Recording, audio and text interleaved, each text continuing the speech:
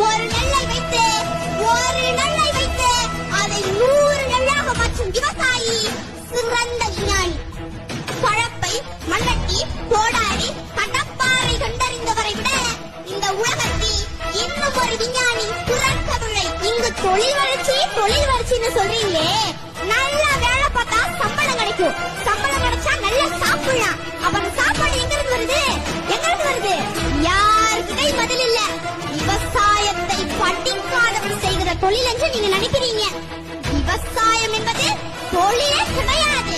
அது நம்முடைய பண்பாடு, வாழ்வியல் என்பதை நீங்க புரிஞ்சுக்கணும். விவசாயத்தை படிக்காதவன் செய்கிற தொழில் என்று நீங்க நினைச்சீங்கன்னா படிச்சவனுக்கெல்லாம் பசிக்காதான்னு கேட்ட பதில் இல்ல. அப்ப படிச்சவன சாப்பிடாத. யார் சாப்பிடாத? விதைகள் உறங்கினாலும்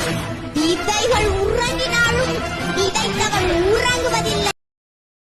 Download ShareChat.